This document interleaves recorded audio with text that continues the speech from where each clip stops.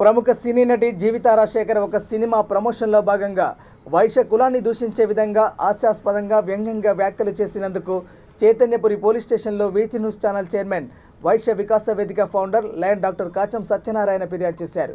ఆర్య వైశ్యుల మనోభావాలు దెబ్బతీసే విధంగా విహరించిన జీవితా రాజశేఖర్ బహిరంగ క్షమాపణ చెప్పాలని ఆర్య వైశ్య సంఘాలు డిమాండ్ చేశాయి. లేని ఎడల సినీ నటి ఇంటిని ముట్టడిస్తామని సంఘాలు హెచ్చరించాయి. బాధ్యురాలుపై చట్టపరమైన చర్యలు తీసుకోవాలని అధికారులను వైశ్య సంఘాలు కోరాయి. కార్యక్రమంలో మొగుళ్లపల్లి ఉపేందర్, సముద్రాల రమేష్, వేణు, తెరట్పల్లి శ్రీనివాస్, కొత్తూరు వీరేందర్, మన్సాని సుధీర్ కుమార్, వనపర్తి కిషన్, ఉప్పల శ్రవణ్ కుమార్, కూర రమేష్, బుక్క మనోహర్, మహేష్ తదితరులు పాల్గొన్నారు.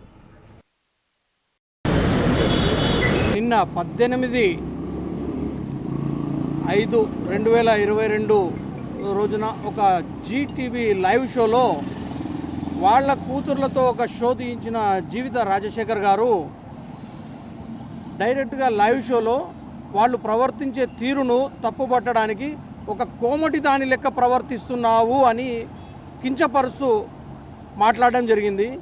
అంటే వైశ్య మహిళా జాతిని మొత్తము కించపరిచే విధంగా కోమటి దాన్ని అంటే కోమటి వాళ్ళు చెడ్డవాళ్ళ ఏమిటి ఆమె ఉద్దేశం ఏంటో చెప్పకుండా కోమటి దాని లెక్క ప్రవర్తిస్తున్నావు అంటే కూతుర్ని హెచ్చరించేదాన్ని ఒక కులంతో ఉపయోగించిందంటే ఆమె ఉద్దేశం ఏంటో అర్థమవుతుంది. అది మరి ఆమె లైవ్ షోలో మాట్లాడటము గతంలో కూడా జీవితా రాజశేఖర్ గారు ఈ లైమ్ లైట్లో ఉండడానికి ఎన్నో విధాల ప్రయత్నం చేసి అన్ని పోలీస్ స్టేషన్లో వాటిల్లో కూడా చాలా సమాజంలో చాలా కులాలను కించపరుస్తూ మాట్లాడిన దాఖలాలు ఉన్నాయి.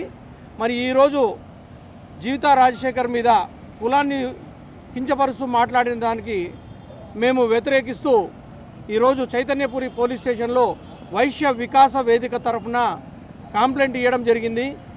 చట్టరీత్యా ఆమెను కులంతో దూషించిన ఆమెను రాజ్యాంగపరంగా ఎలాంటి వ్యక్తి కూడా ఏ కులాన్ని కూడా దూషించే విధంగా ప్రవర్తించకూడదు. మరి ఆ విధంగా ప్రవర్తించిన జీవితా రాజశేఖర్ మీద చట్టపరమైన చర్యలు తీసుకోవాలని చైతన్యపురి పోలీస్ స్టేషన్లో ఈరోజు కంప్లైంట్ ఇవ్వడం జరిగింది.